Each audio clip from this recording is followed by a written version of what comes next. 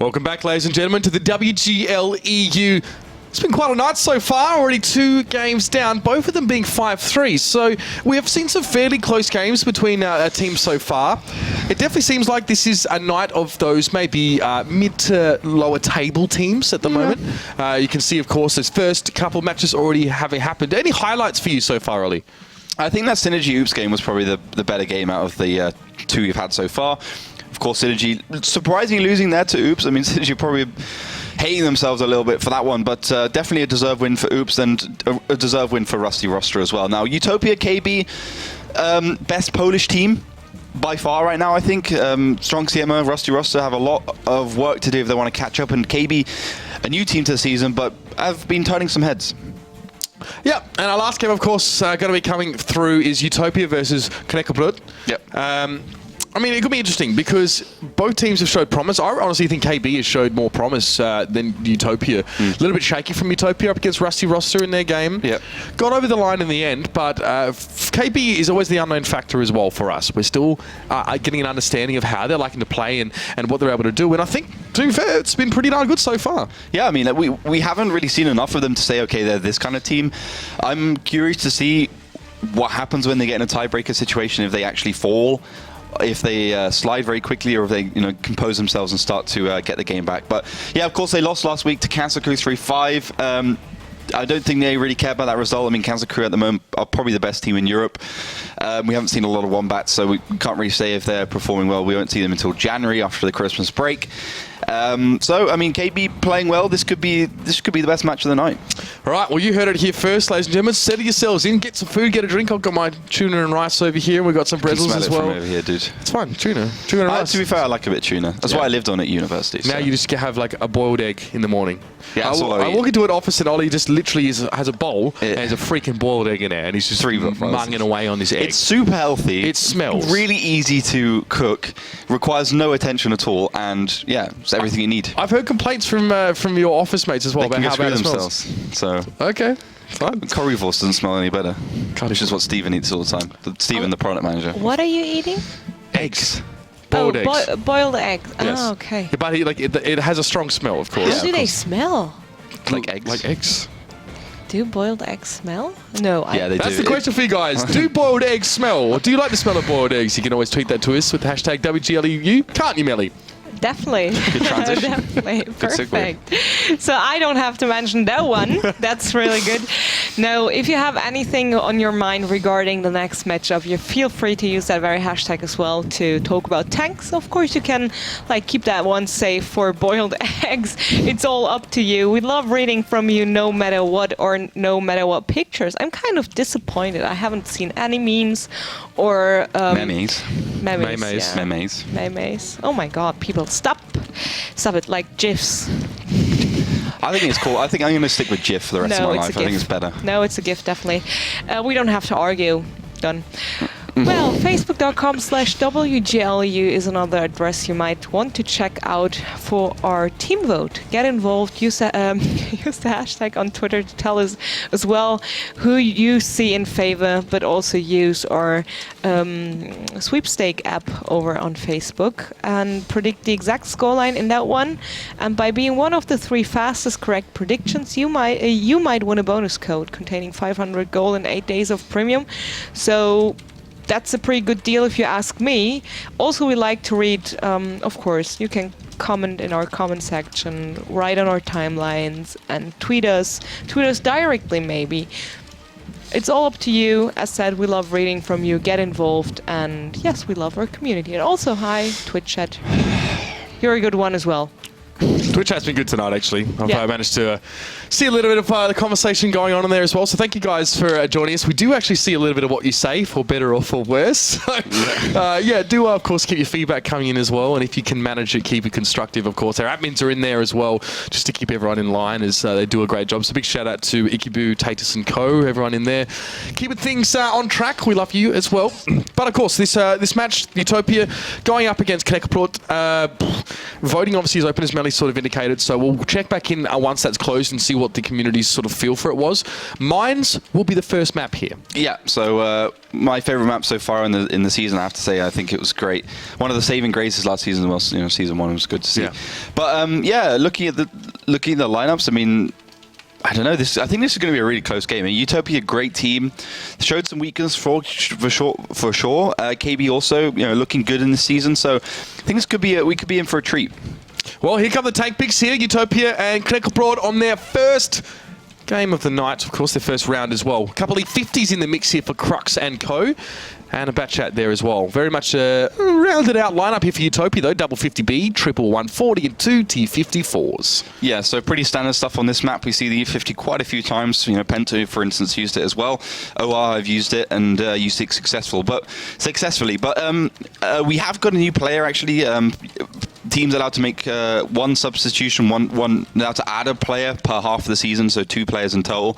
And the new guy is Dayable.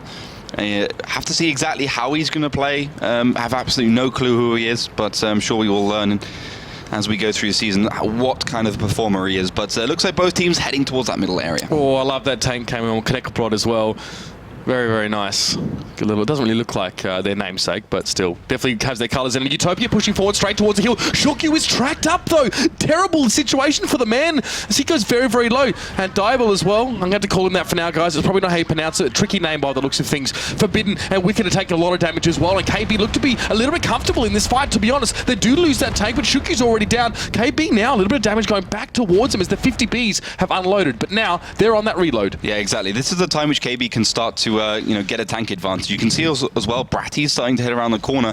But of course, Utopia have the hill. They've got a massive advantage there. Crux actually doing well in that E50, and those 50Bs are now going to come off reload, I think, in a push. Yep, I mean, that little moment of silence there with those 50Bs reloading is now over, and that could be dangerous for Knackebrod, who don't really have that strong core of 50Bs. In fact, they have none, and they're pushing forward. Tarantula's going to be surrounded and picked up, and the almighty Artur, not looking so almighty now, as he is surrounded by 3 and is about to fall, and that will just leave Bratty and Crux as the last 2 standing. Bratty's on reload as well, and Crux is about to get descended upon himself. Yeah, I mean, Bratty came around the side, obviously a little bit too late.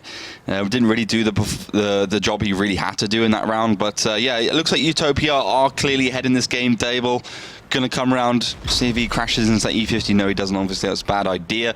And the ramming from the E50, man, no way. No, definitely, it's suicide. Well, Diablo will be able to at least get around the side of him. Crux is being obviously battered and beaten a little bit here as well, and he'll actually be able to get the finish on towards his Object 140 at the very least, but there will be more to follow. They've already lost a heck of a lot, but Bratty actually has been able to escape with that reload, so he could do a bit of damage. There's a few one-shots in the mix, but being tracked up like that in the open is not going to work, and Mooker as well on that 50B has plenty of shots to spend. 3 more to be exact. Yeah, so 3 versus 1.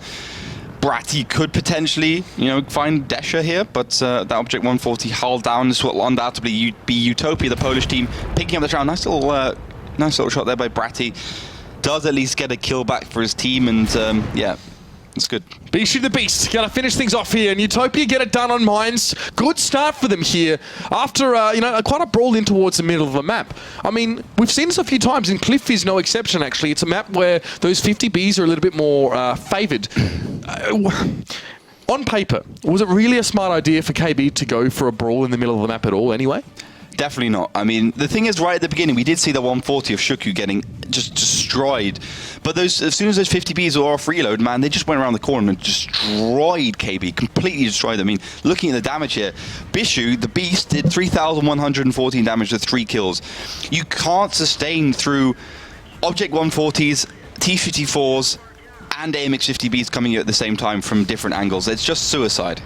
Oh dear, failware there as well. I can see him just getting taken down. And this is the reload period for the 50Bs, but Knackebrod are in no position to actually push forward and take advantage of that. There's literally 2 tanks that can't even fire. They just sit there. But when you've got Diable up on the side as well, Wicked, who can still put out the consistent damage, it's too dangerous to even go for those 50Bs, and there's a lot of ground to cross as well. So all KB can do is wait. You can see that they're ahead, right? Health points-wise, they're ahead. Yeah. But the 50Bs now coming off reload, and they just start wrecking them. Yeah, completely wrecked them. You can see Bratty in the background. Maybe if he was there with his team, it could have been a different outcome. But Utopia, they don't wait around for Bratty to come around their backsides. They just go straight in. They know they can get the overmatch. They also have the hill, despite, you know, how much damage they received for trying to take it from the southern side. Obviously a little bit slower to get up there. But yeah, really solid round for UTOPIA. I mean, it's not exactly groundbreaking tactics. We've seen that tactic a few times before, but I think they nailed it. They had the right tank lineup, and the execution was good. They didn't seem to bounce anything, basically. I mean, every shot seemed to go through. And they were ballsy, so, you know, definitely risk versus reward, and they got rewarded. And it definitely seems like that fight and the whole map, kind of like you've already highlighted, came down to a matter of composition. When you've got those 50 Bs in the mix there as well, you know you can eliminate those tanks in the first seconds of the fight, and you can come forward in waves and waves. Yeah. When you supplement that with other tanks that aren't autoloaders but have a good rate of fire, you were constantly dealing damage, and when your damage profile kind of looks like that as well, you know, like it comes in waves. So if your enemy can't identify those weak points or those lulls in what your DPM is going to be as a team, then you're going to wreck them, because they don't know when to capitalize or come forward. And when the enemy team is sitting far back from you and has a lot of ground to cross, a lot of dangerous ground to cross to try and get to grips with those autoloaders, I mean, it just can't work. You can't focus down those 50 Bs when there's 5 other tanks there as well, just raining shots towards you. Yeah, exactly. I mean, you nailed it on the head. The 50B is...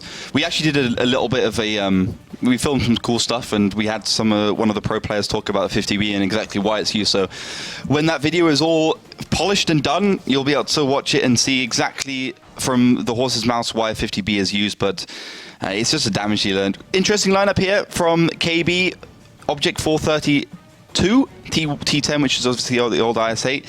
So they are going for a pretty high damage, but also, you know, they got a fair amount of HP as well to play around with. So in the same way that we used to see the tier 8 object, of course, the medium tank with the rear mounted turret, 413, is it? 416, object 416, would sit back at about K3, and that's exactly what Crux is going to be doing. We'll see him in a moment. But this is the main push here for Knackebrod. Pad, Failware, and Angus, who are actually going to be setting up on the island as well. Fairly standard. They'll deny any sort of egress from UTOPIA, I guess, towards the south from that side. Whether they'll actually go for that remains to be seen. Bratty, of course, is going to put himself, you know, up on this hill. He's in a tier 9, but it still has some decent armor. Of course, it used to be the IS-8, so you know that it's quite a durable little brawler. But he really doesn't want to actually expose himself to side shots. He's pulling right back around the corner here. And I mean, should you always have a tank there on that bottom side, on the south side of the hill for KB? Is this wise to pull so far back? Yeah, you need a tank there. I mean, otherwise, UTOPIA can get the hill, which they've already done, and be completely unspotted as they can shoot across the map. So, yeah, it's definitely a necessity in this one. But you can see, I mean, this is exactly the same tactic Oops was using, except Oops had Insane in the artillery, and KB actually has the object, the AMX-50B. So, and that's a comment I made. You know, one of the reasons why Oops lost, I think, was because they had the artillery instead of an autoloading tank in that position. So, KB playing defensively, they're going to wait until UTOPIA pushes that western side, which they undoubtedly will at some point. With Crooks in the background and that object 430, not the best tank in the world, but it's got a lot of HP, can bounce a lot on the turret. It's basically worse in terms of damage compared to the T-54. I mean, in overall tank, it's definitely worse, but slightly better, slightly more durable sniper for sure. But I'm curious to see what UTOPIA does. They've gone for the MX-50Bs, which are, you know, big tanks, so it could be tricky for them to push that right side, but it looks like they're actually going to boost themselves up. On the screen here, Failware and Angus will still be staying on that island, and yeah, maybe a bit of a boost here as well as Desher and Wicked just set up here. Probably not. They need a bit more of a run-up to do that sort of thing, so it might just be that east push. Now, we've seen an east push already tonight from Synergy. Obviously, it was a T110 E5 that they had to break through. In this instance, there's no artillery for them to really pick off from this kind of push. There's an FV215B waiting for them. That's Almighty Artur. And there's an AMX-50B in the back corner. So, I mean, there's not as many tanks to shoot at these guys as they cross. You see the T10 maybe can have a shot. But really, is this riskier or less risky for UTOPIA than it was for Synergy? This is definitely more risky because Hellish, and that's Hellfish, I should say, one of the guys who was the weekend, actually, is in that position, and as soon as he springs his trap, he's going to do so much damage. But Bratty first on the chopping board. Yeah, look, he's going to be spotted first and probably work down here. He got one shot off, but he's going to have to hope that that's enough, or he's going to have to hope that these teamers actually able to put some decent damage across. Bear in mind that UTOPIA still have the hill as well, so they can still fire at Knackebrod as they kind of try and come out and defend this little push here. What is this? These Object 140s are going to try and take the hill, but obviously already one of them has taken a lot of damage. Failware is quite low. Pad as well is going to take some shots. They're looking to try and take their hill away, but it's going to be a straight 3v3 with Mooker on the 50B. This doesn't seem wise, potentially. Oh, Amarak! Oh, no. 100% HP Amarak.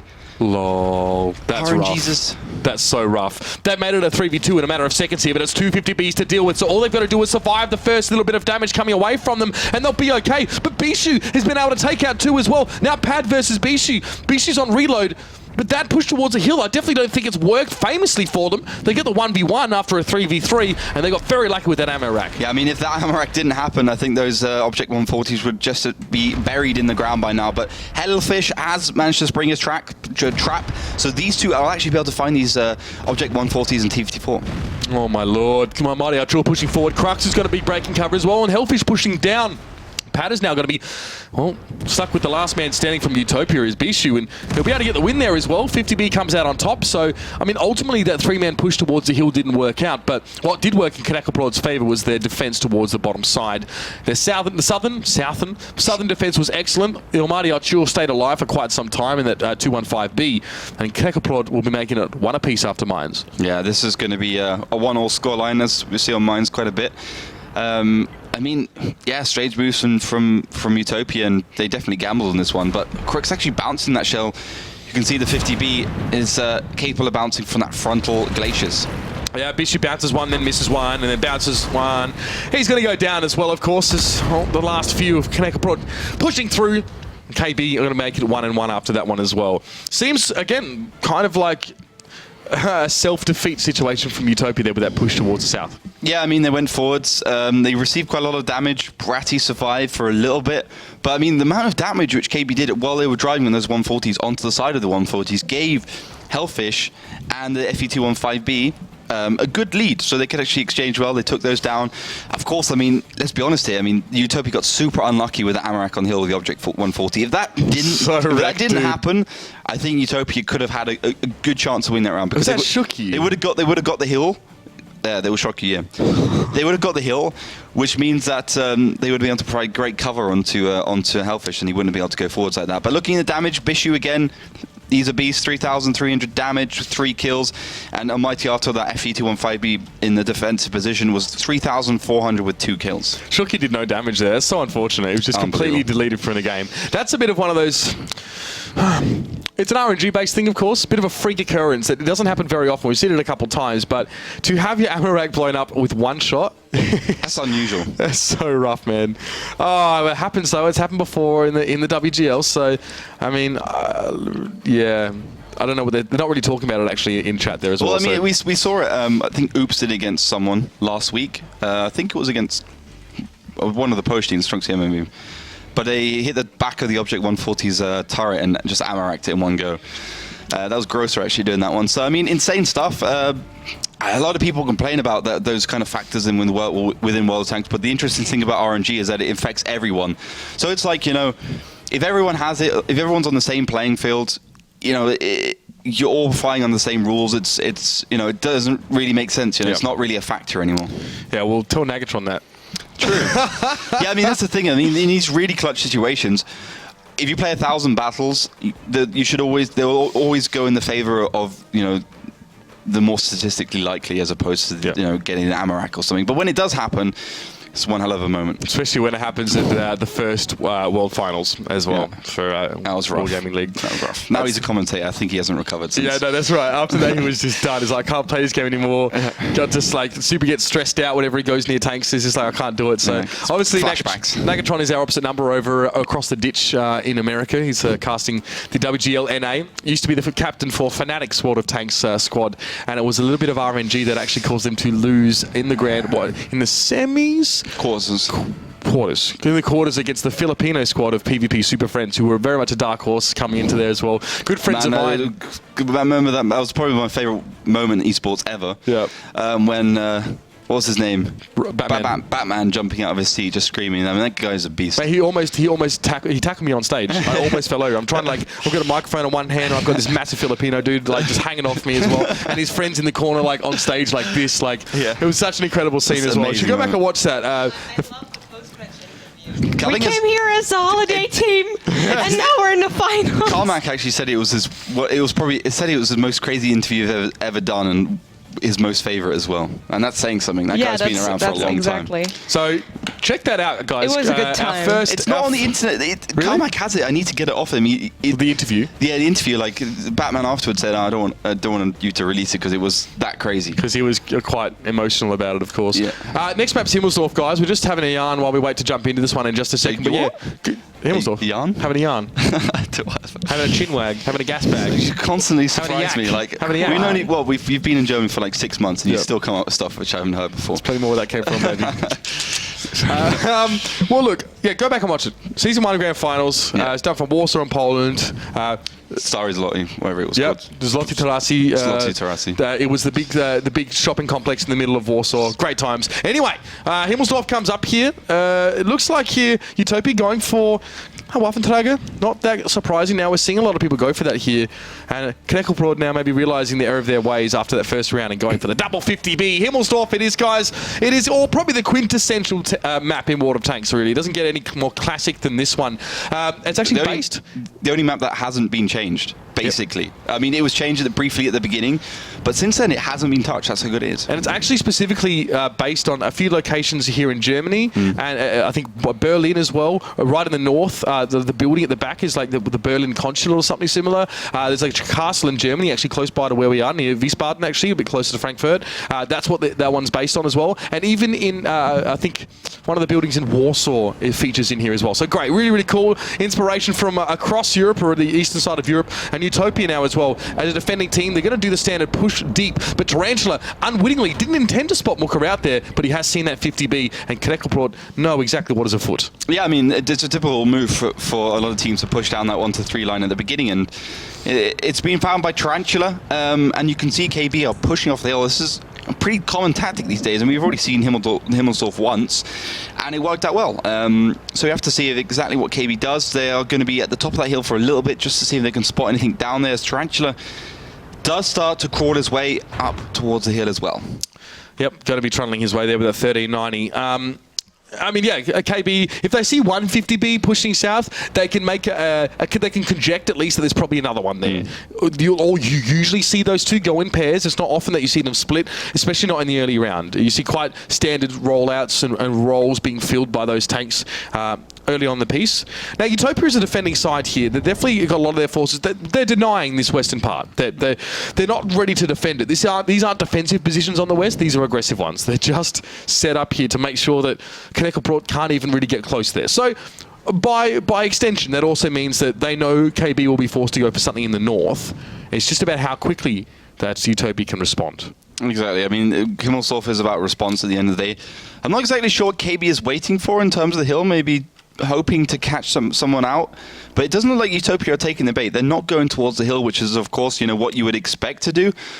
You would expect them to do with the T-54 lightweight, but they aren't going for it just yet. They still have 7 minutes and 30 seconds, and they do finally push off that hill, obviously in conjunction with the IS-4 and the IS-7 pushing along the 8 line.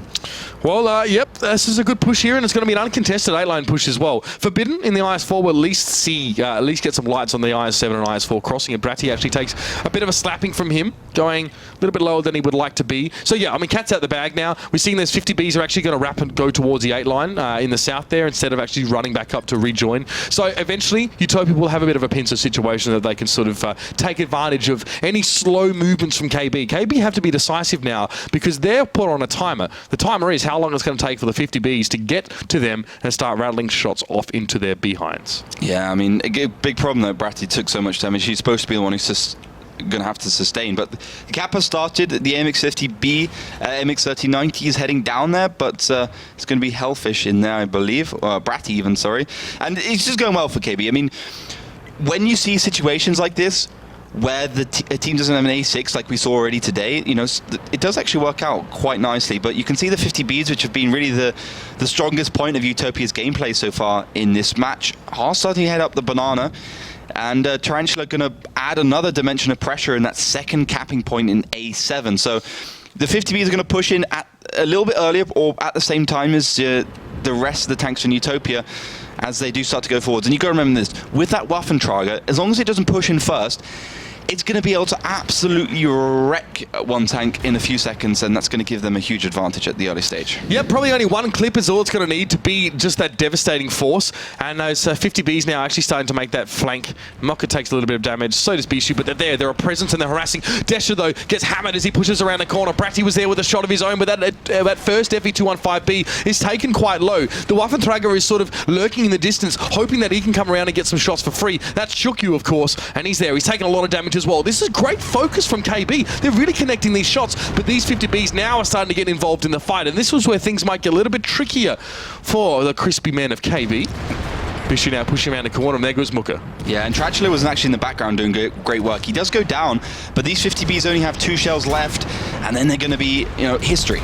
Oh dear, only 4 left here for KB, 4 left for Utopia. The trade's going fairly even, but look at Muka. Now the flanker becomes the flanky. Shots going in towards him behind, and he's already been taken off the map so quickly now. Wicked and Forbidden are forced to back right on up here. Of course, the Waffenträger has already been bursted down. It's no longer available. Arturo coming forward as well. He's healthy, and he's also got a shot to expend. Papa is also off to his side, so Arturo has to pass through and get behind these tanks now, so at least there's only 2 instead of 3 that can fire back at him. In the meantime, Pad will sort of move up as well and try and get involved here. Hellfish and Crux, to my understanding, they may well be on reload here. Just coming off it now. So Hellfish is going to come up behind Wicked. You're going to see the shot go into him in just a sec. Straight up behind, hits his tracks, and KB are fighting this one out really nicely. Yeah, their coordination is really on point right now. Utopia seem to have petered off. Their pressure seemed to have stopped at some point. But KB were thinking they were being dynamic. They're going around the map. They're making the plays. They're keeping tanks in place. And, they're not focusing too much on one tank either. They're taking care of Papa Pavian. That's Crooks' job right now, who will undoubtedly find him in this next shell, the AMX-50B. Great sniper. And it will be KB to pick up the first round here on Himmelsdorf. Yep. That was pretty impressive from them, I'd like to think. That attacking side still, a little bit easier, of course, after the changes of the capture points in Himmelsdorf. But let's talk about this 50B flank. We saw them push quite down quite deeply there for Utopia early on, and we said, they're denying this western side, and of course they know where the fight's going to be had. I mean, this is the setup of KB when they're pushing off the hill. So, a few things to note here. First, the 2 50Bs at J1, K1, and Knackebrod about to really just push off here. Notice the IS-7 and IS-4 on that G8 line. Now, Utopia, what's the correct response to this? Do you think their response was good? Do you think the 50Bs were flanking too wide? Or was this really not an issue here? Did the problems happen later on? The 50Bs didn't really do any damage. Muka did 1.1k, the team captain. Bishu did 836. So Bishu being the best player when he's on lowest on the damage board, something went wrong. I think what happened, KB kept the tanks that pushed around the corner in the AB line at bay, kept them safe. And then that allowed the rest of KB just to take down those 50Bs, to focus. Here's the thing. The 50B is super effective when it's just allowed to do what it can do. But if it only gets its 4 shells off, and doesn't get the reload, then it's history. It's going to die very quickly. So I think great focus fire from KB. I also felt like that Waffenträger, it can do 3,000 damage in a clip. It only did 2,100 here, so it missed probably a solid 2 shells, or 1 shell maybe, 2 shells probably. And if you're going to push around the corner with a Waffenträger, right, you need to be killing one tank immediately. And this thing, Utopia goes for this weird side-scraping defensive position instead of just going in and actually getting the exchanges. Get the 50Bs doing damage. Get the Waffenträger. You've got 3 massive autoloaders to play around with, and they didn't use them effectively. So here's the flank. But by this time, it's just Almighty Arturo that was really a target, and he's actually forced the 250Bs to backtrack because his position is so good. This is Desh's push. Now look at how many tanks can look at him right now. Hellfish, Pad, and Bratty, Failware, all fire at him. Look at Forbidden. He's all the way in the background. This is just bad timing from Utopia. It's not mentioning the fact that they probably should have just pushed here, and the 50Bs are late. The flank here not working out. Now they go in towards that 7 line as well, and we see that that's when the 50Bs actually start doing damage. So it was a late arrival of those 50Bs on the flank anyway. They could have maybe gotten to grips with the enemy a little bit earlier on the piece there. They found nothing on that 8 line. So maybe if they wanted to push forward a little bit more earlier, they might have found a little bit more to shoot at. But that also comes down to the communication from the rest of Utopia about the position of those tanks, because you should be able to tell your 50Bs, yes, let's go, push this line, and now catch them with their back turned. But unfortunately, it didn't come through. Maybe they're being forced to think independently of the rest of the team as the flanking role. It didn't really work out though at all. Let's be honest here. You can see the difference. KB's 50B did the most damage, 3,800. and UTOPIA did the least damage, so you can make that comparison pretty easily. But next round coming up, I mean, impressive attacking round here for KB. I mean, they put one on the board, and to be honest, they're looking like the better team, I have to say it. It's not... it's 2-1 to KB, obviously. Now it's going to be their chance to defend. Double IS4 here as well, so already that's a defensive mindset, straight up. Side scraping is what they excel at. It's definitely their bread and butter sort of strategy here. Double 50B here for KB, so we might see a similar sort of attempt at flexing them around. And I think the team that, you know, knows when to go, or when to fold them, or when to hold them, of course, as the song goes, is really going to come out on top in some of these games. But, you know, UTOPIA bring the E100 here, Ollie. And again, they're bringing the Waffentrager E100 on the attacking side. Yeah, so just going for that burst damage once again. And, I mean, it's such a bizarre deadly tank. Yes, such a deadly combination of the E100 and the Waffentrager Alpha E100. I mean, those two together, you're going to be crying when they come around the corner, because they will cancel you out like you're nothing. Even a tier 10 tank, you're going to be dead within a matter of seconds, and Failware will unfortunately be that lamb to the slaughter. Well, his position there is enough that he can sort of sneak back, obviously, southward and protect himself from any zero A-line push. But the fact is that Bratty's there as well. Knackebrod, they're not set up for a northern defense. They've got 2 IS4s, and that's it. That's literally it. Failware missing that shot. Can side scrape from here, of course, as you can see. Reverse side scrape. He's reverse side scrape, yeah. Well, yeah. So obviously that spaced armor there is going to help things out. I mean, he's got another IS4 there as well, so he hasn't taken any damage, and that's something. But UTOPIA have also not taken any damage, and they've gained a hell of a lot of ground. KB now coming for the flank, or for the retake, as it were. I mean, it's weird. I don't think I've seen them give up so much real estate before. This is good. I mean, I don't think Shuku's actually held down here, because the 5100 engine bay is just too big. But Hallucinogen going to be landed to the slaughter here. He's going to go down, obviously, but you know, that's given. He's got to put his gun in a certain situation so the rest of his team can hide behind it before he goes down. So he gets a couple of shots off. Nice little play there. Now, KB's reaction. Crooks is going forwards, but I don't think they know Muka's on the hill. Brady's getting hammered as well. He's gone very, very low. You know, and they've managed to find his weak spots there, even through that very, very small gap. So good shooting by UTOPIA to pressure him now. But here's a response. KB have finally got onto that position. Muka's been spotted on the hill as well by that 1390. So I think they know he's there. But, I mean, we'll have to see now if anything really changes. We'll jump to the main fight in a second and see exactly how these damages are being traded, because, well, we see that Desha takes down Bratty, but here's that push as well. And they might actually have a little bit of a flank situation. Those two 50Bs there as well collapse onto those IS7s for a moment, but still it's not a huge advantage they've been able to carve out there. That 5100 held there is such a problem. And the 50Bs trying to push down that and flank, they actually got flanked themselves, because there's still 3 tanks, including the Waffentrager E100, right in that corner at A0. The problem, though, for UTOPIA, right, is that Mucka's on the hill being locked down by Tarantula. If Mucka tries to help this team, Tarantula is just going to be able to win the game for KB. So it's essentially a tier 8 tank locking down a tier 10 tank. Why is he winning the game? Because they have to turn his turret to shoot Tarantula, which means they can't shoot the 50Bs that will flank, and so the 50Bs will from that hill. Exactly. He's going to be a right pain.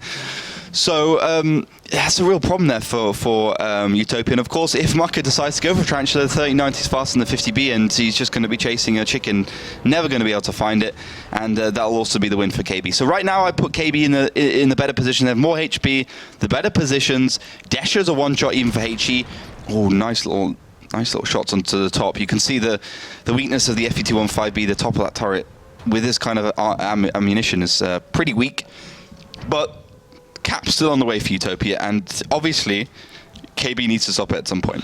It looks like Knackebrod are quite happy with this setup right now. They're not really going crazy about it. They might just try and look towards Muka now and maybe sandwich him, even if they get Tarantula to push over the top. Or maybe come towards those A0 tanks from a different angle.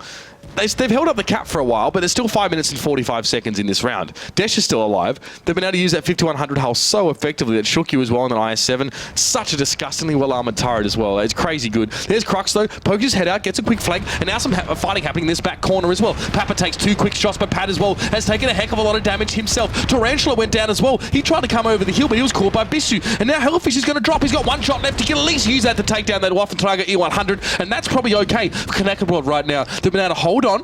They've got now those holes to hide behind on this cap. Crux, though, he's a problem. He's going to get caught.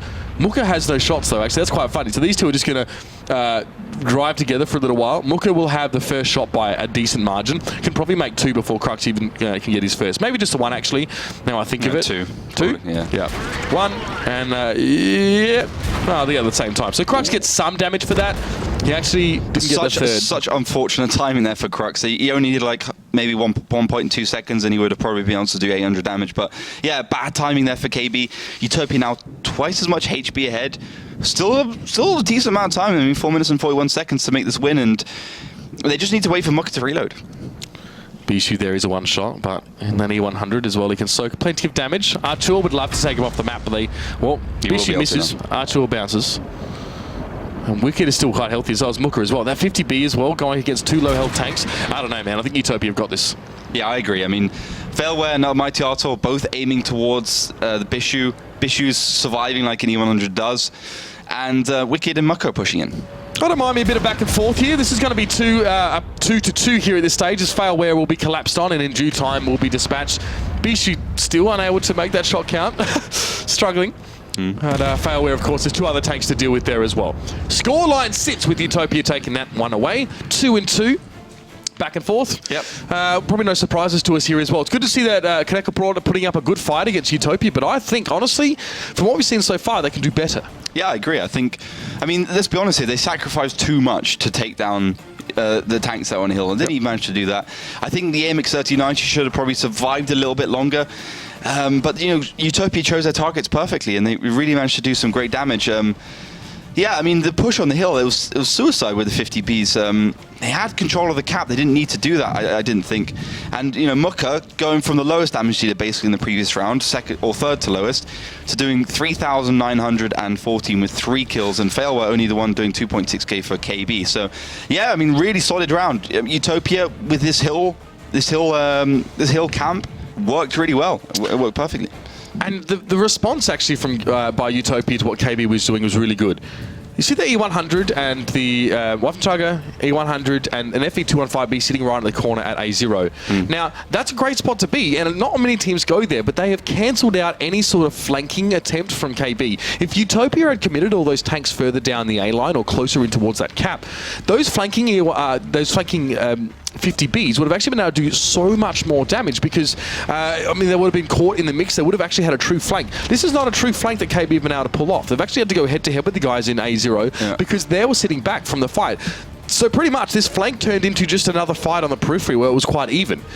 KB didn't get to have the ideal situation they would have wanted. I saw what they were trying to do with the flank. It's quite risky leaving the north so undefended with only 2 IS4s there. We saw the idea. They wanted to bring in, I guess, a responsive force, like a retake, essentially, but they didn't get up behind them at all. I think the cheeky thing they could have done is just put a 50B on the hill with the AMX 1390. Those 2 would have made a big difference, but of course, you know, you're running the risk of Utopia just simply pushing down the hill, getting over matches, and you know, if that 50B gets spotted too early on, you know, it's going to be game over. But that's a cheeky thing they can do for sure.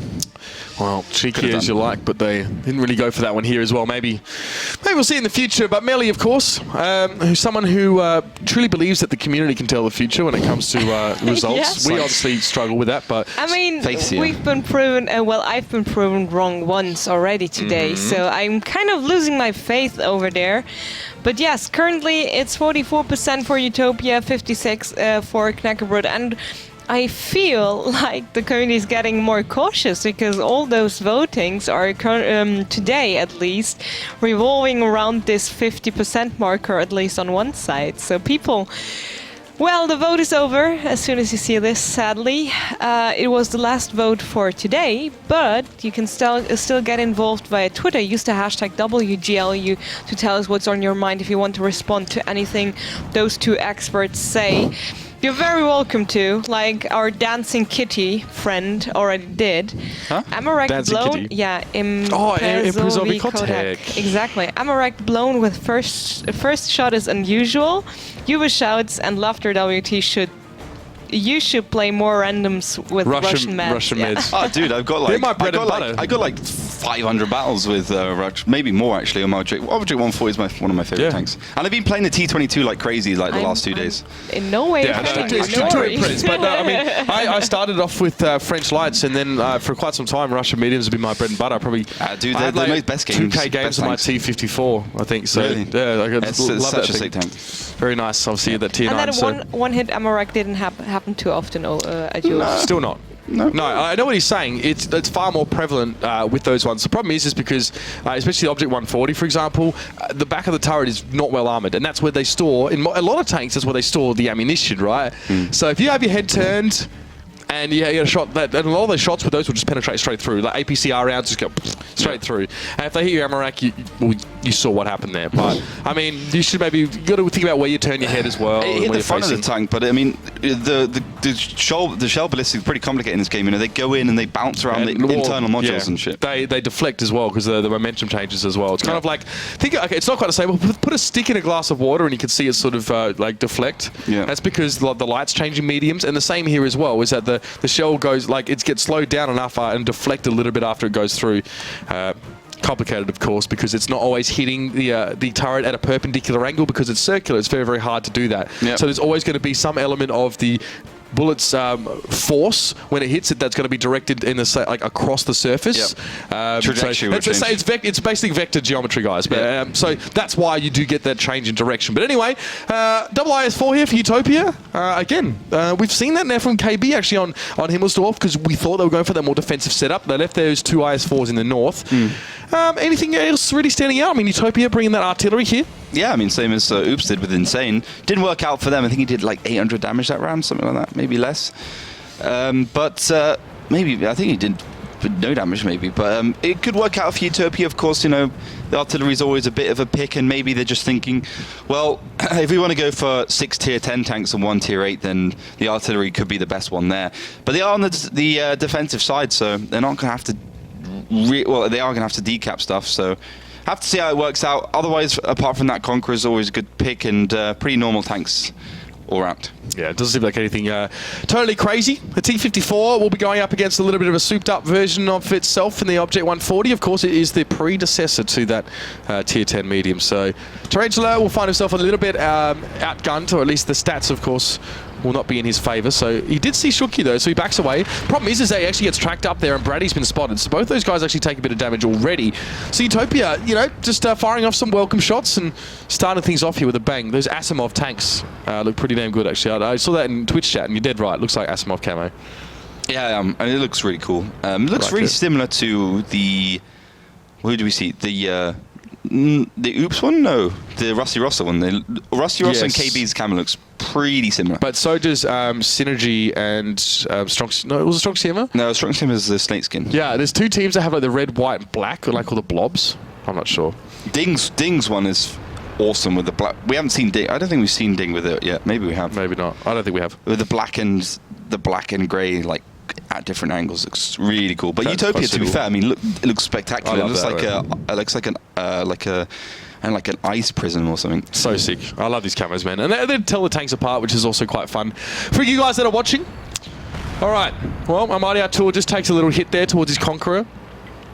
Fairly well armoured little thing that is. Tier 9. And Hellfish as well, looking for a target. Tarantula firing there to Wicked as he pokes around. Well, this is interesting. Actually, these 2 teams are tentatively just trading blows, but no one actually really going for the throat, just trying to gain some information and see if they can win some early trades. Papa Bavian had a good opportunity there to land an artillery shell. Doesn't quite make it. Obviously, M40, M43, pretty hard to hit. It's not particularly accurate artillery. I'd say very inaccurate, actually. But it's decent for tier 8. There's a lot of damage there, so 1,700 can start to pile up pretty quickly. But I mean, this is a super slow game. To me, KB looks like they want to push the middle. I mean, to be fair, they know that with that artillery piece, the northern cap is going to be is significantly harder than any other cap. So I mean, to be fair, they are playing this one correctly. You can see they're starting to mobilize their forces with those 50Bs, which so far have been a force for KB. You know, with Crux. Crux actually switched to the IS4. It's Bratty and Hellfish, those 2 going to be playing the 50Bs this time around. So I'm curious to see what they're going to do. Maybe even Utopia decides to go forwards first. But at the moment, Utopia just holding those angles, which we often see the teams do on the defensive side of Ghost Town. In the past, as a defensive team, Utopia have actually kind of come forward and been unnecessarily aggressive, I feel. It happens when they get bored. I've seen it a proper off-court a lot, actually, but a lot of teams do that. So we have to wait and see. You know, like a team like Synergy never does that. They just sit back. They just sit the heck back and just wait. Obviously, it didn't really work out for them so great tonight, but Utopia, this time at least, they're well-behaved, they're disciplined, and now Knackebrod has to come forward. Wicked is able to duck around the corner without actually taking any damage. He did put a cheeky shot towards Hellfish, and that's kind of what Utopia need to do to start things off with a bang, at least in the right way. There's Tarantula taking 2 hits as well. Dash is going to be there. It's going to be a 3v2, though. They've got to be careful. Tarantula as well, we're just going to be trying to add these little shots in towards a mix here, and that's really not what Utopia want at this stage. Great little overmatch scenario. Wicked goes down. Dash now will be the next target. Mooker's trying to barrel forward and get involved here, but Utopia are already losing tanks here, but that Bratty is on reload and so is Hellfish, so that's the double-edged sword of those autoloaders. Sometimes they're looking really good, and then you realise that they've got no shots left and they start to get wrecked. Yeah, I think Bratty will probably fall here. Tarantula did a really good job of actually staying alive in that T-4. He's going to continue to pester from the side. Bratty does get away with that one incredibly. Don't know how he did. He managed to get around the corner, only just. Milka pushes forward though. Crux puts that shot in towards him and Forbidden completely whiffs his shot. Pad now gets to look straight towards Shukyan and just fire away. Almighty Artura and Failware are also there. It's not bad for Knackebrod. It's not going to be everything. It's not going to be quite enough here. Bratty's so low. 3 health, man. 3 health, and he's still got 3 shots as well, so he can do damage. That's all you need is a gun and a dream. Crux is there around the corner. Paddy's going to get pushed into. Mooker at Forbidden and Desha. Honestly, between them, got plenty of health as well. Got some decent DPM with the 215B in there, and that's exactly why he's being focused down. Pad goes in and singles him out. Yeah, nice. This is 2 versus 2 situation, but with the E100, Pad will go down with his next volley for sure. Mucker just managed to get away, but Failway now in a 2 versus 1 situation, but does take him down. This is brilliant stuff from KB. That was really clever. Failway turned his gun away from Bishu, who was his immediate opponent, and actually then turned towards the other guy. That's incredible stuff here. I mean, still 3 tanks up for Knackebrod, and they've actually salvaged this. Forbidden, he's made his shot. Failware is low, sure enough. He'll drop to the IS-4, but Crux now gets the pick off on that IS-4, and there's a 50B coming around the corner with 3 shots left. Great stuff here for KB, but Crux, no. He's bounced that shot. That's not ideal at all. He's going to take so much damage in response. He was trying to get a little bit angled towards Forbidden, but he still takes that hit. But here's a 50B. Both those tanks are on reload. This is the best time for Brady to get involved with 3 points of health. He does a lot of damage, but Crux had better take down Bishu first. Bishu knows it. He's in trouble. Crux just needs to get one of these. Oh, Crux! No. He needed to get that shot. He 2 really bounces did. so far, and he's just throwing his throws. I don't even know. It doesn't matter who he kills here. He still dies. Oh, my lord. No! Crux, please! Utopia! Had taken that one away. I mean, they started off that was strong. so brutal for Crux. Dude, I've never seen. This is the crazy thing about this format. These bounces mean so much more now, and they're so much more prevalent. You can see the individual ability of when you're playing the E100 properly. I mean, that the frontal plate of that E100 is pretty weak, but if you angle it at like 50 degrees, like it becomes super strong, and Crux bouncing 2 shells with the IS-4, and that IS-4 and E100 were 1 shots. They had no HP, so Crux didn't bounce those 2 shells, it would have been game over. And then Bratty with the 1 shot, 50B just peaking too long and not managing to do all the shells. Like, my God, there was some really bad play from KB there. Yeah, really bad. I mean, Crux missing 2 shells, Bratty being impatient and just allowing himself to get taken down by Bishu. I mean, what the hell was this? But I mean, you can see perfect timing. I mean, that's pretty unlucky, to be fair. I mean, yes, it's heat ammo, but it should still be able to go through the front of that E100. Perfect play from these two. Perfect. So let me do a little bit of an illustration for you guys, visual one, in a second as we see this one finish off. So again, let's have it again in super slow-mo, just for Crux. Yeah, bounce. But see, he knew he had to kill Bishu here. Yeah. But Bishu was clever to hide behind Forbidden. He did that quite a few times. It's just really good play from Utopia as well. You can't take much away from them. Definitely not. I mean, let's be honest here. Utopia also got Amract on the hill on mines. So it's kind of like a bit of karma there. You know, a bit of yin and yang. So, yin and yang. Don't ask me why I have this here. But I do. Because you're it's full to clean of up. poo? It's to clean up my. Yeah, it's because of all the poo that we talk. But exactly. This is the game. This is Knackebrod. Wait, you're gonna have to pick that up later, mate. Yeah, it's fine. I'll pick it up later. It's fine. It's for effect, of course. Matt's gonna have to pick it up after the show. Yeah, I'll get the producer to do it. It's fine. It's what you pay for.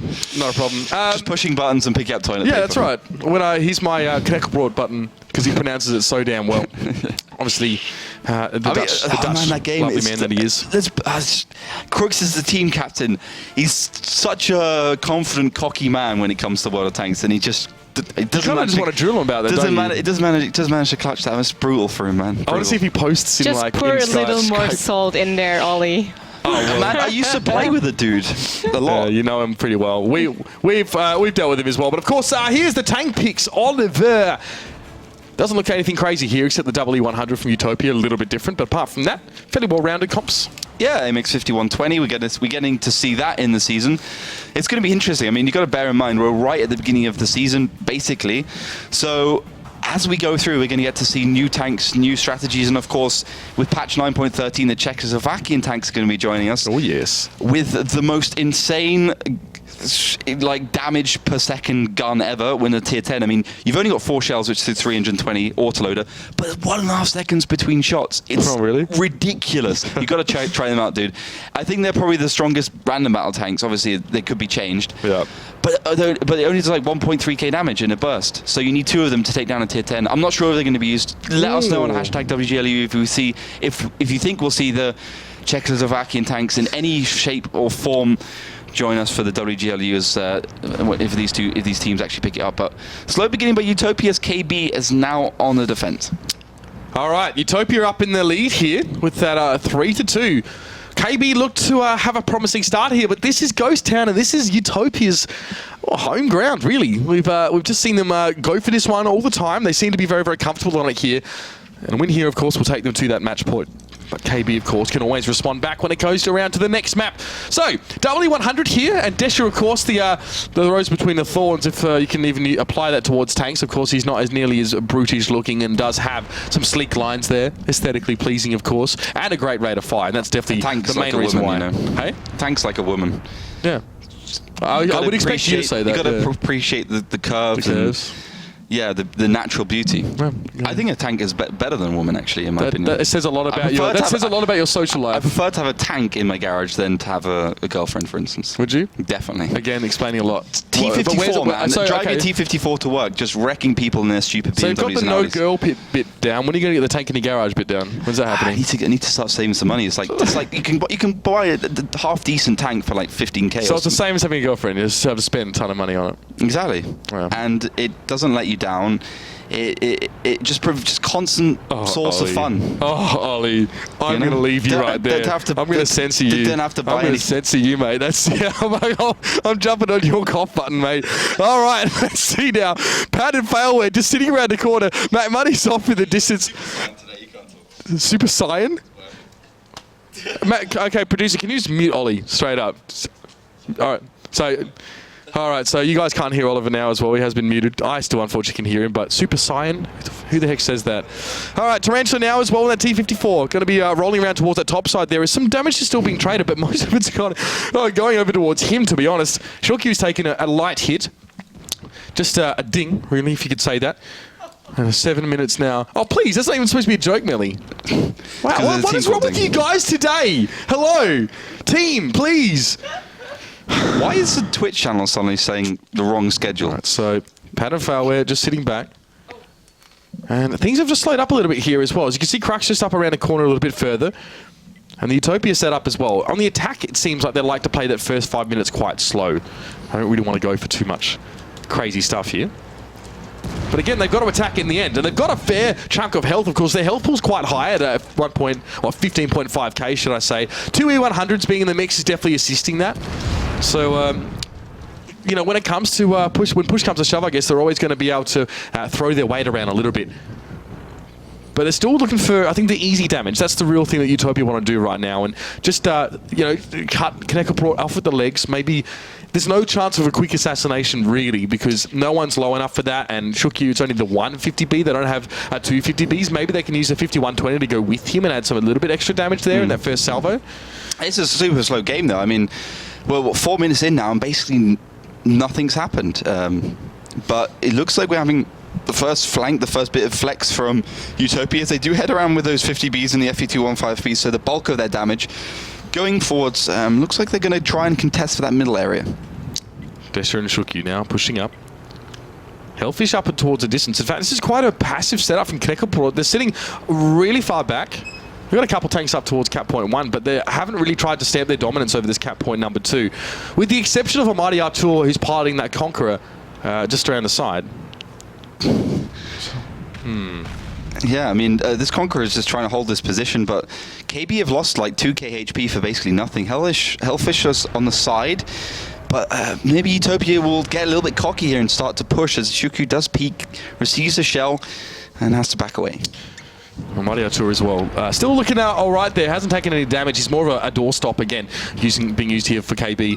Bratty has taken 1 hit. Still has 2 shells to go, but no significant cap progress being made. But that's Almighty Artur as well. Just reminding Utopia of his presence. Just making sure he's hanging around and continuing to make these shots. It's not a bad rate of fire, of course, for that British tier 9 heavy tank. But here's Forbidden and Shuki. This was kind of the assassination squad I was expecting to see.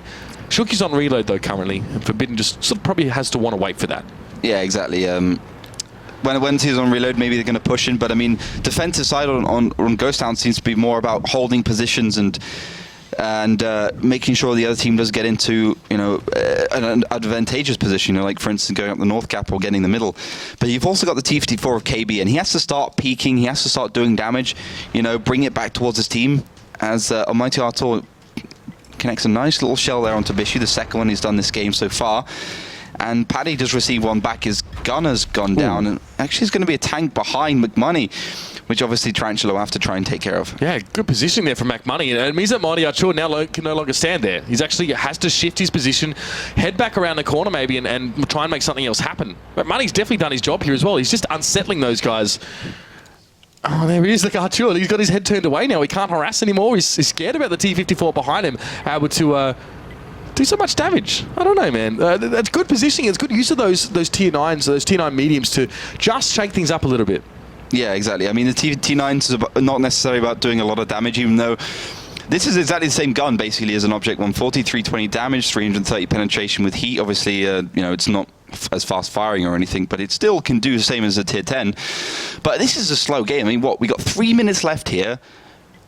KB are doing the right thing for sure. I mean, let's be honest here. After that disastrous last round, they want to be slowing things up here, getting control of themselves, not let the emotions get the better of them, which is certainly what they're doing. And finally, Utopia look like they want to get aggressive, go forwards a little bit, but Paddy is keeping them at bay, and you've got to bear this in mind. Normally, when we see the attack successful on this map, it's because the team takes their 50Bs and the FV215Bs and just finds a weakness, pushes straight into it, and takes it down as quickly as possible. Fairware and Pad close by each other here, and no tanks have fallen yet as well. So this is definitely going to boil down to a big fight right towards the end. And we can see now that there's still a little bit of damage going across the line. Pad has had his gunner taken out, really, and this is McMoney again, continuing to harass from this hillside. He's got so many little buildings he can poke through and just keep Knackebrod on their toes pretty much at all times. Utopia have the health point advantage, and it's decent, to be fair. It's about 2k in their favour. Has a lot to do, of course, with those E100s who can sponge up a heck of a lot of that damage coming their way, but the capture is underway. It's happening over in the middle of the map. That's a hit towards Bratty as well. He's actually now has to go away and deal with McMoney himself. He's been tracked as well. The cheeky T-54 of McMoney. Mate, he's taking that money straight towards the bank. He's done so well to keep Bratty busy. I mean, he might drop here, but this shot, oh, cheeky. Look how long he's keeping this important tank busy for. But McMoney's not even a one-shot. The MX-50B has 400 alpha damage, so Bratty will have to reload to take him down, which of course means that he'll die, because McMoney will be able to go in. So Tarantula is...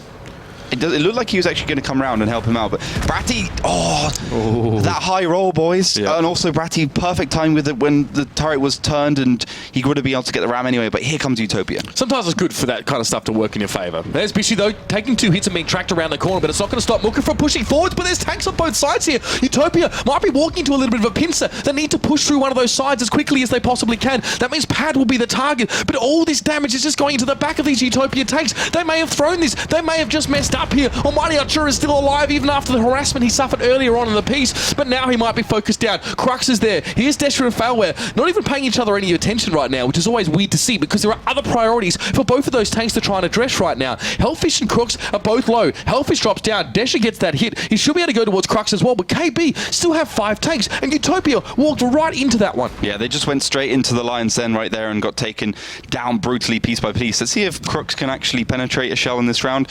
He's going to get taken down by Desher, the last man remaining here for Utopia. So, I mean, it goes as it was. Actually gets burnt, unfortunately. Burnt alive, and that's going to be a round on the board for KB. 3 apiece now. moving on to our next map. It's going back and forth as predicted. Yeah, we kind of said that before. I don't know, man. Utopia. This is what I said before the game started. Are they going to stay defensive this whole time? I mean, that first round, of course, they were on the defense. We sort of expected them to sit back there. No, they were defense then, weren't they? Yeah. Yes. So there you go. I said, teams like Synergy just sit back and just wait for a team to push towards them. I said, how long will it take for Utopia to push forward into something that's quite compromising?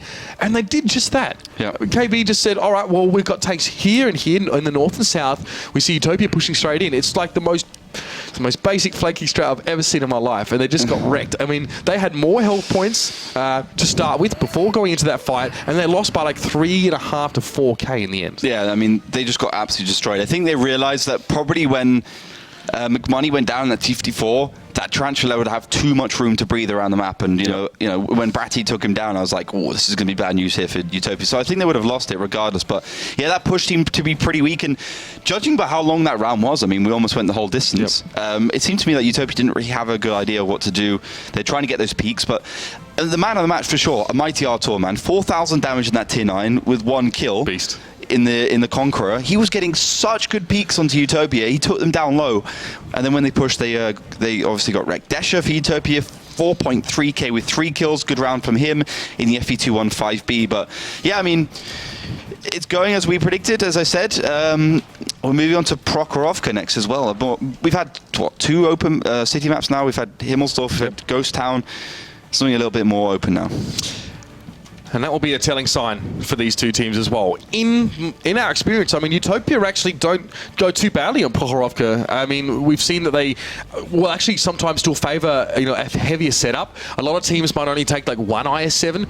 They've taken multiple ones before. So we'll have to see exactly what it looks like in the end here, because do they go for this light lineup? I mean, Knackebrod at the same time aren't terrible at Prokhorovka either. So I don't really know how this is going to work out. I remember, and I said this on the first show, I asked Carmen, I said, give me the lowdown. What are your thoughts about Utopia? How are you guys going training against these teams in the Gold League series? And the first thing he said to me was, well, we just got wrecked by Utopia in scrims because they take this heavy lineup of Prokhorovka, and we just don't know how to deal with it with our STBs and Object 140s. Yeah, I mean, it's definitely a trait of Utopia in 754. They were the guys who, they had the best IS-3 players. I mean, Bishu was such a beast in the IS-3. Poto, yeah. I mean, these guys were really good. They were great at Ghost Town. The IS-3s were featured on all sorts of maps, mines, whatever you liked, you saw Utopian IS-3. So it's going to be a test for them here on Prokhorovka, an open map. I would say KB's a better open map team. They seem to me like an open map team, at least. I still think overall the lighter lineups are probably better on this map. So yeah, Leopard 1. This is literally contradicted what I just said. Brilliant. Yeah, I mean, Leopard 1s, man. That's an interesting pick. I mean, sniper tanks, I guess. Super sniper. Tripe in brawls, though. Yeah, DPM's worse. I mean, it's a classic German tank, right? DPM's not that great. But, dude, the gun is a laser pointer. It's insane. But, I mean, we'll have to see how it works. Of course, it does suggest that Utopia is going to go for those exchanges. I mean, if you miss with a Leopard 1, you're really not a good shot. You're a red 46%er. Exactly. You're a tomato. Tomato. All right. Well, that makes me think a little bit about hill play then, or maybe playing off towards one side. That's the Leopard there for you as well. I really like it actually. But it's quite big. Yeah, it's quite blocky, but it's super tank fast. in the world for a long time. Yep. In fact, the Australian Defence Force actually uses Leopards quite extensively. I know a lot of Leopard 2, though, isn't it? Yes, yeah. But a lot of non-German defence forces use Leopards. Yeah, it's the most exported MBT right now, 5th generation, whatever it is these days. M285, 285? 3rd generation. Yeah, something like that. I mean, the Finns have them, Germans have them, of course. Australia, Canada, Poland. A lot of these... I think Charlie 2 is only Saudi Arabia, but it's a good... I mean, Leopard is a great tank. The thing is, it doesn't really excel at anything. It's a good tank all round, but it's not got as high DPM as the STB1. It's not as big and well armored as the E50. It's not as easy to play and small and compact and well armored as the Object 140, etc., etc., etc. So it does crap as well. Yeah, the armor is just paper. I mean, when you're building a tank, you either have firepower. Well, you have one of the two: firepower, speed, and armor. And you've always got to compromise one, and obviously a compromised armor there. Because obviously the SCB maybe doesn't have as much speed as Leopards, probably, but has a little bit better armor, of course. Not great, but better. I mean, this turret can bounce at least. So, I mean, here's the situation for you guys, really. I mean, Knackebrod hasn't actually committed to the other side of the train line, but I love this. Look at those the 3 T1 E5s in a line. Brilliant stuff here. They're basically saying, if UTOPIA want to go for the cap, we can just pop over and reset. Money does get spotted, though, and he's going to be a crucial part of the UTOPIA tactic. I mean, obviously, UTOPIA at some point are going to go for that cap 1, put some pressure on there. And that's why KB have got 2 T110 E5s. As you said, they're really going to be, concentrate on their cap. And I think that's what KB's game is right now. They're trying to keep UTOPIA at bay, give them as little options as possible, not let them play the standard tactics, and just try and make them make mistakes. Oh, Bishu there did take a bit of a hit. Having your radio out isn't really a big deal when you're tier 10. You've got a bunch of tanks right next to you. It gets rid of your brother in arms, but yeah. That's about it. 5%. All right, well, Shooky's taken a bit of damage, of course, earlier on as well. So Mac Money, a little bit fortunate actually not to bear the brunt of things here. But UTOPIA now have to come up with something pretty nice, because it looks like a very, very solid setup here. You can see how many shots that Knackebrod are actually able to just fire across here fairly comfortably using that train line. And I don't really think UTOPIA know what to do. And I mean, if a confused UTOPIA is anything to go by, and we saw what a confused UTOPIA does on that last Ghost Town map, I would be a bit concerned. Yeah, so do I. I mean, UTOPIA doesn't really know what to do. Of course, they're on the defense, so on the attack, so they got to cap or kill all the tanks from Knackebrod. And so far, not looking too good. The biggest problem here for UTOPIA is the T110s, right? I mean, there's such a pain to get rid of. The only options I see here for UTOPIA, I see the best option is probably to push down south, get that RU-251 out of the equation, and then push their tanks through the middle. But of course, they haven't got like an IS-7, which a lot of these teams do, which have that tactic. So they don't have that tank which will bounce a lot and be able to carve a way through the map. So it's just really hard for UTOPIA to win. But they need to choose an angle. Of course, it probably would be suicide if they went for Hellfish in that T110, and of course next to Paddy, because the STB is in the background, and the T110 in the middle. So UTOPIA now, they're bleeding down the clock, but actually haven't made any significant advances or movements here from the west towards the east. They're still kind of stuck in this position, and the tricky part is that Mac Money and then RU-251 can't actually gain information safely, because these T110 E5s are positioned such that he has to pretty much crest that hill to see them, or at least be really up close. So whichever way he goes, he's in trouble. Now, Mac Money going to attempt this. This is not going to work. I can tell you that right now. I think a pad is close enough in the 110 E5 to spot him even through a bush. Yeah, exactly. He can proxy spot him there. But I think the T110, Hellfish can... Hellfish not going to shoot him. But at the end of the day, McMoney's a 4-shot, right? And Hellfish is just going to be able to peek. Obviously, that T110 side armor is not great, but it bounces one at least. Yeah, I mean, worth. Yeah, definitely. I mean... it's not even a desperate situation which Hellfish pushed over. It's not like the cap was at like 10 seconds away or 5 seconds away. He just pushed over because he knew he could. Bit of ego play, maybe. Oh, Mac Money again is just going to be constantly reset. It might not be Hellfish stepping up this time, maybe another one of those 110 E5s. It doesn't really matter which, as long as they don't suffer too badly for the reset. The thing is, the grading of that hill means that to fire at Mac Money, who's quite close to the other side, you actually do need to crest over properly. So as good as at hull down as T110 E5s are, you still have to expose that weaker hull to actually get the reset. Yeah, I mean, for sure, but because it's such a compact tank and the turret's so far over the front, the hull's at such an awkward angle, it's really hard to penetrate actually, and sometimes you only get to see the upper glacier set at such a bad angle. But you can see finally UTOPIA doing something. I mean, the obvious move, as I said, is pushing down south, taking care of that RU-251, as it only has protection from the STB one. So it's going to be interesting. Of course, those Leopards have great gun depression as well, fantastic gun depression compared to most German tanks. Well, pretty good at least compared to most German tanks. So can play around those train tracks easily. But Bishu receiving so much. I mean, UTOPIA just losing these exchanges quite drastically. I mean, I have to say, they have to make a move here. You can see coated optics with 10% view range plus for that RU-251, so there's Leopard spotted immediately. They are big tanks. And there's Hellfish just pops over and picks up Mac Money. So that's that RU-251 that you said was so integral to the strategy here for UTOPIA. And now Hellfish deciding to push forward a little bit further. Yeah, they're just going to go for it. I mean, they've got so much room to breathe. They've been winning exchanges here, but the Leopard's starting to make a move. But Hellfish can basically solo Forbidden and Bishu, and it's going to be hard. But you can see Papapavian from the side is not something Hellfish really predicted. Yeah, he still bounced 2 shots that coming into him. Papa is there as well with another one, so at least he's able to put some threat towards him. So Hellfish now knows he can't actually just try and go and solo these guys, but there's more 110 E5s here. KP still have to be a little bit careful if they get surrounded, because the Leopards are actually pushing in for a fight in the middle of the map as well, which kind of seems ill-advised in and of itself here, as Armadi Ochoa says, step on up, let's go. Obviously a better brawler is the STB1, better DPM, better rate of fire, I think. Does STB have a better rate of fire than the Leopard? Yeah, it's best rate of fire in every medium. There you go. Got to back himself in those. Yeah. Well, They both do 390 damage, so... These Leopards just going to get wrecked here as well. Armadi Ochoa can juke them around the building. He'll go down eventually, I'm sure, but he bounced that shot from one of the tanks. I don't know if it was Mooker or not, but there's Wicked. He's in trouble as well, and KB going to take this one to match point. And they didn't really have to do too much. It wasn't, they didn't exactly have to reinvent the wheel to win this one. It was just a super solid setup there. I love those 110 E5s in that line. I mean, to answer that as an attacking side seems very, very difficult. Maybe Utopia would have been better off playing around the objective here and not bothering, maybe going for some brawl. Yeah, exactly. A better composition. Go for the brawl. If you got, I mean, the Leopards do a lot of damage. You can go for the brawls. You can take down those T110s as quickly as possible, because in these situations right now, they're just simply not working. I mean, okay, if KB's positioning was worse, those Leopards, those STBs could have taken the T110s, but they weren't. They had good positional play, and you can see Papapavian, after a season's finally been trusted to take a tier 10, gets taken down by Bratty, and as you mentioned, match point here. And, you know, Utopia clearly weren't the better team there. I mean, I'd said Prokhorovka is probably going to be a KB map. We've been through the city maps now.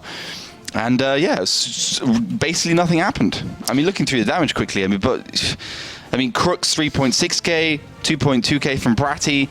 Papapavian did a lot of damage. You know, he's on the side there, 3.4k. But the second highest damage dealer, Wicked, 1.6. Yep. 4 or 5 shells. Not nearly enough. And we did see a very underwhelming sort of attempt at an attack coming out here from Utopia. And this is kind of what happens, though, when you come up against strategies that you haven't anticipated before. Especially when you hedge yourself into that strategy by picking a particular composition. Leopards are perfect snipers, but they just can't brawl. So you can say how much damage the Leopards actually did there. I don't think they did much. I mean, as I said, the second highest damage dealer was Wicked, so... I mean, Leopard 1, 1.6k, Leopard 1 with Mooker in it, 1.2k, let's say. Yeah. Basically nothing. Not good. Less than ideal stuff there, but I mean, there's another chance, of course. This may go to a tiebreaker here. I mean, it could be another 5-3. Yeah. So who knows? I mean, a night of 5-3s wouldn't be too bad. The games have been... longer, though. They really have. These two teams are very much taking time in that first 3 to 5 minutes. They're really just trying to get a feel for each other and that kind of thing. But I do want to highlight. Sounds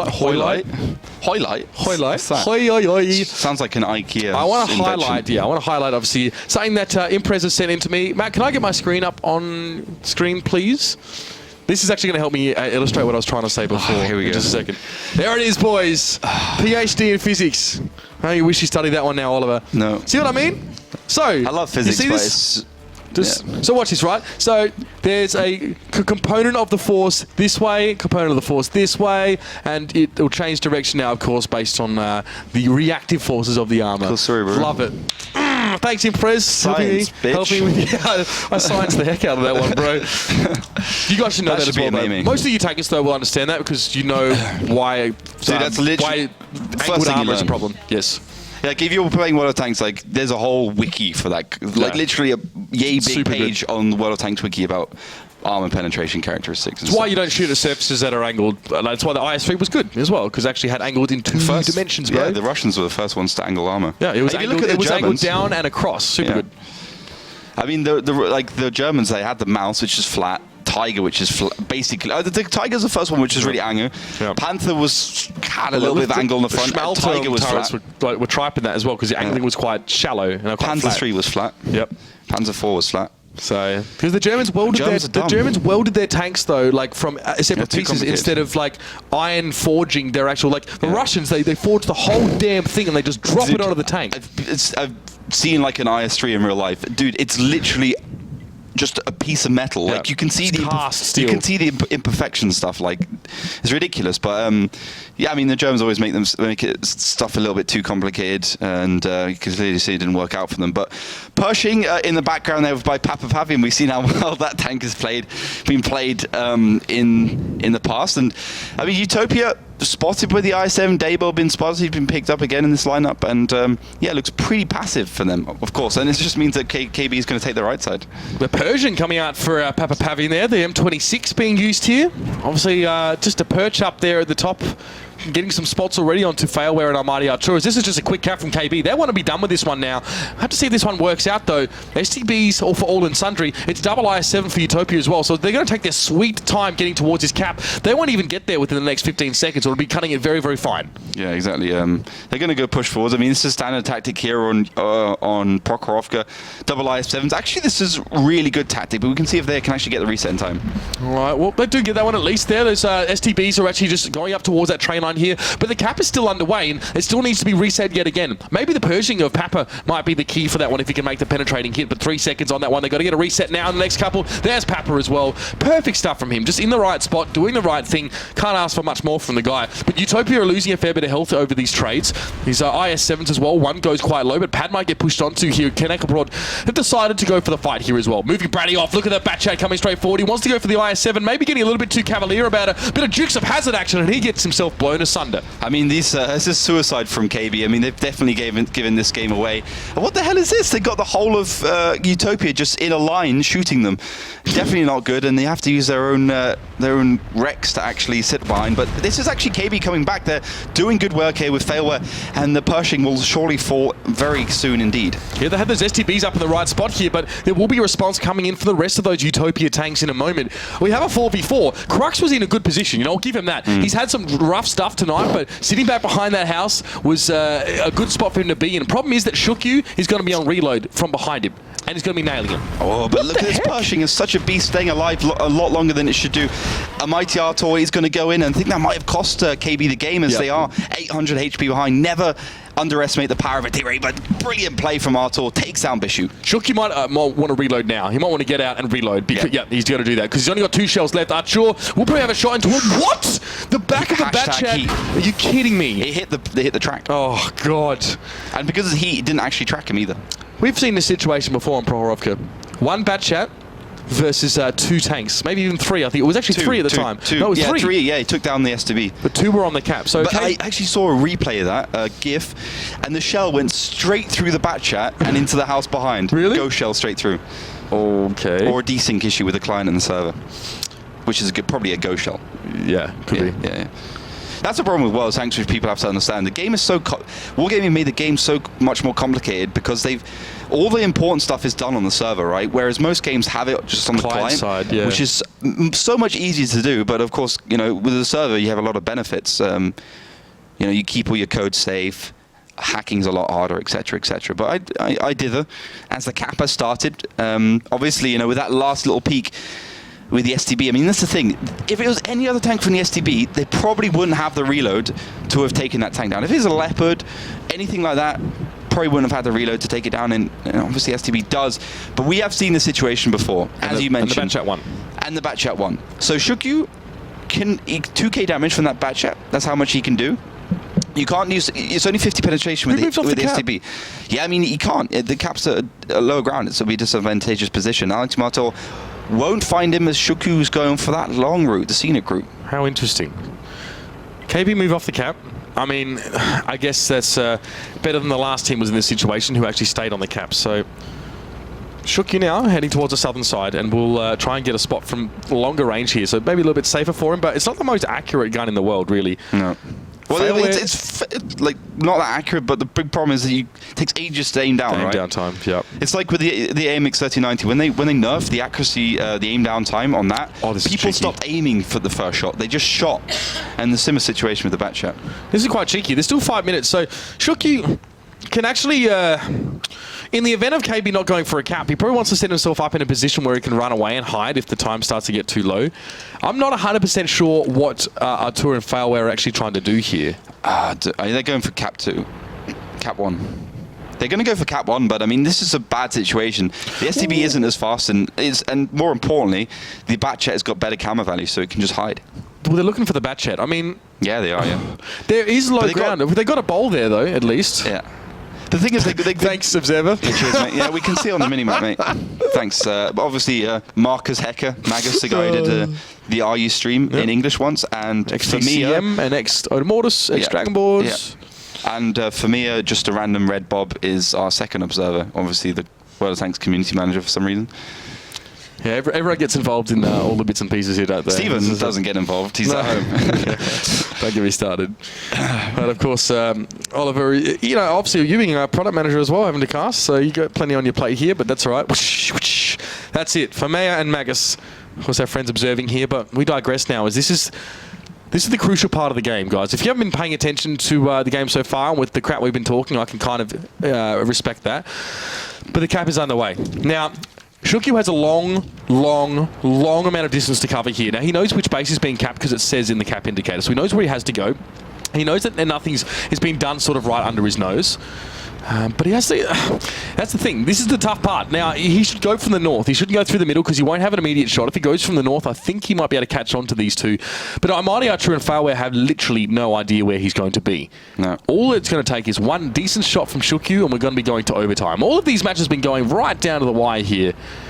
And this one probably no different. Shukyu's a 3-shot as well, and it'll only take 4 shots to kill on Mighty Archer and Fairware. But he'll actually have to commit, So if he bounces 1 shell, it will be game over. Good information here for KB. Shukyu has just enough time to make 1 shot. 1 shot is going to be all he really has to stop this cap, and he has to get it done now. Does he make it? He does. He gets that reset. He picks up that kill, but Shukyu's down low. Mighty Archer is going to have to wait for his reeler, but Shukyu just needs 1 more. No! Just not quite enough damage, and Mighty Archer survives with 59 points of health. You've got to be kidding me. Unbelievable. That last shell was so brutal, just taking down Shukyu. In fantastic play by KB. 3 shells all it took. What? I can't believe that. Well, I mean, 1,121 HP he had, 390 average damage. I mean, that's 1.2k. This is the thing, if you hit your shells, you're going to get it done. Fantastic work there from the STBs. Well, I'm sure you're pretty unlucky, though. That wasn't a great roll, I think, on that last shot that he fired. Do you know how much damage he did with that last shot? No idea. I think it was, from what I could see, it was lower than I thought it would be. No, but one was a 1 shot, right? Yeah. And the other one had 800 HP, so that's 3 shells. Yep. He shot twice. Shukyu? Yeah. He shot 3 times. Okay, so he killed 1. Let's watch the replay. He shot 3 times, and his 3rd shot put Archer down to 54 health. Yeah, so I mean, 800 plus 400. I mean, that's 1.2, 1.3k here. Average damage is what? 390. 390. So technically, it's lowish. Technically, it's possible, but he shouldn't get it. Like if you do the maths, he shouldn't be able to do it. Okay. But I mean, looking through the damage quickly before we get to that point, Fairware 3.8k and a Mighty Archer, the fragger of the game with 4 frags. Shukyu was the highest damage dealer, of course, with 3.1k and 2 kills. This is ridiculous. So we're setting the scene, of course. Shukyu with 1151. He, as you sort of said, was a 3-shot himself.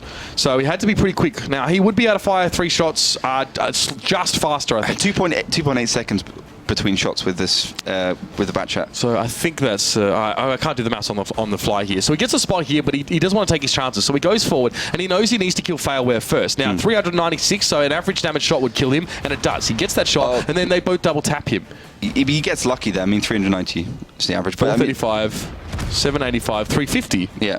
So it was a low roll on that last shot. Yeah, but technically, I mean, the first shot was a high roll. The maths work out, and it does. To be honest, they play the odds here, right? Mighty Archer and Fairware, and they definitely get it right. I mean, perfect stuff. Okay.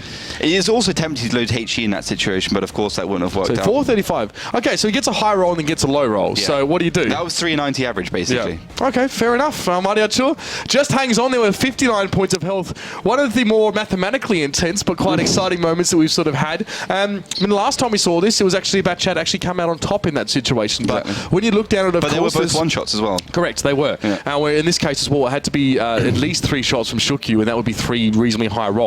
The fact is, there's a 25 plus or minus 25% variance on the shot. It's not like, I mean, a lot of people have made the argument for a 10% variance between those two. I agree, it should be 10%. And that would maybe tone things down a little bit, but that was, yeah.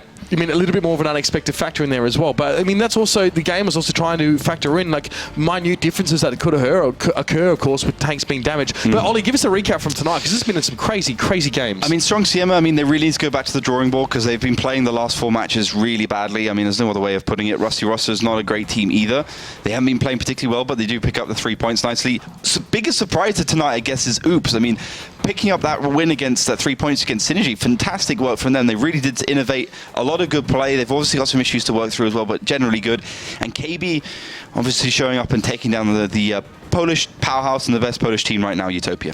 Well, we are definitely very impressed. Let's have a look, of course, at the season standings now following tonight's games. Obviously, a few changes in there for you guys to be looking right on at. And Oops in second place, Oliver. Exactly. I mean, fantastic work. They've only had 1 tiebreaker, 1 loss, actually. So really good. I mean, obviously, Kansas Crew's 1 game behind now.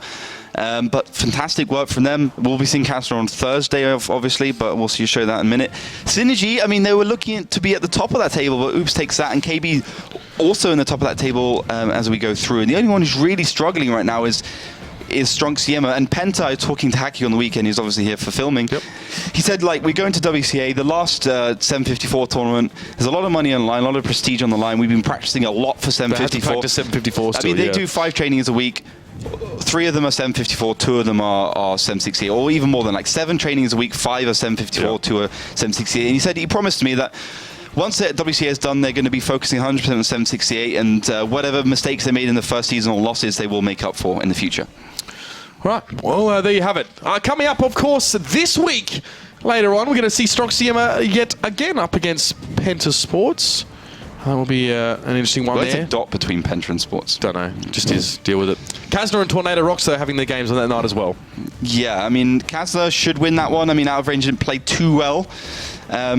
So that was going to be an interesting match. Either way, it's going to be good. I guess, you know, the Russian-speaking derby will be Tornado Rocks versus Ding. Tornado have been playing very well. They did get tested by Synergy, and Ding has been looking on the up and up this season. Yep. So that could be the game of the night for sure. Probably will be.